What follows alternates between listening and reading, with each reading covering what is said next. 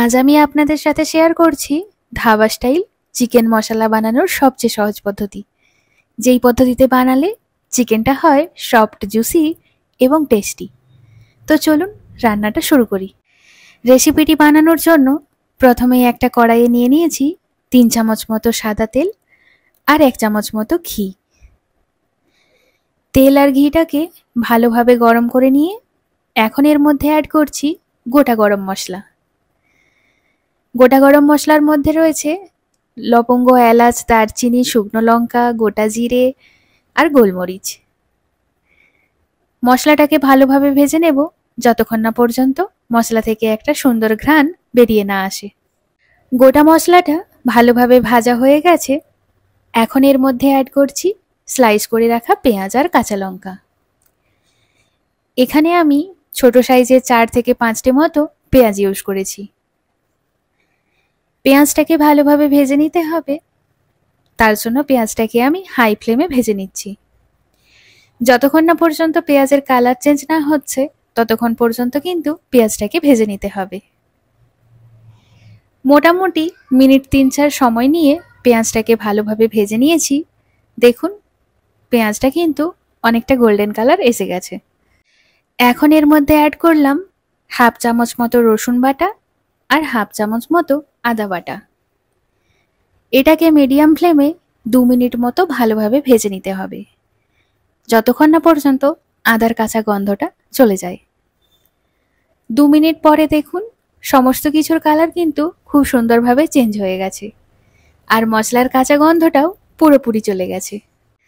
এবার অ্যাড করছি কুচি করা টমেটো।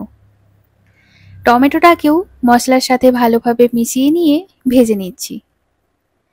এখানে আপনারা চাইলে টমেটোটাকে গ্রেট করেও ইউজ করতে পারেন অথবা পেস্ট করেও, তবে আমি হাফ টমেটো নিয়ে সেটাকে একদম ছোট ছোট করে কুচি করে নিয়েছি। মিনিট 3 টমেটোটাকেও ভালোভাবে ভেজে নিয়েছি। এখন এর মধ্যে অ্যাড করছি গুঁড়ো মশলা। প্রথমেই অ্যাড করছি হাফ চামচ মতো হলুদের গুঁড়ো, তারপর হাফ চামচ মতো লঙ্কার গুঁড়ো, হাফ চামচ জিরের গুঁড়ো, 1 চামচ মতো ধনে গুঁড়ো আর হাফ চামচ কাশ্মীরি লঙ্কার গুঁড়ো। এখন সমস্ত গুঁড়ো মশলাগুলোকে মশলার সাথে ভালোভাবে মিশিয়ে নিয়ে মিনিট 2 ভেজে নিতে হবে, যাতে গুঁড়ো মশলার কাঁচা গন্ধটা পুরোপুরি চলে যায়। মিনিট 3 সমস্ত মশলাকে ভালোভাবে কষিয়ে নেওয়ার পর অ্যাড করছি 500 গ্রাম মতো চিকেন। চিকেনটাকে প্রথমেই আমি ভালো করে ধুয়ে জল ছড়িয়ে রেখেছিলাম। এখন চিকেনটাকে মশলার সাথে খুব ভালোভাবে মিশিয়ে নিতে হবে। ভালোভাবে মিশিয়ে নিয়ে চিকেনটাকে মিডিয়াম টু হাই ফ্লেমে ভালোভাবে কষিয়ে নিতে হবে, যাতে চিকেনটা বেশ ভালোভাবে গরম হয়ে যায়। 5 মিনিট পর্যন্ত হাই ফ্লেমে কষানোর পর গ্যাসের ফ্লেমটাকে লো করে দিলাম। এখন আবারও 12 মিনিট পর্যন্ত বেশ ভালোভাবে কষিয়ে নেব।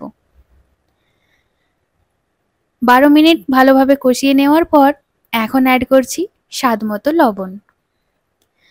লবণটাকে চিকেনের সাথে ভালোভাবে মিশিয়ে নিয়ে আবারও 10 মিনিট মতো চিকেনটাকে ভালোভাবে কষিয়ে নিতে হবে।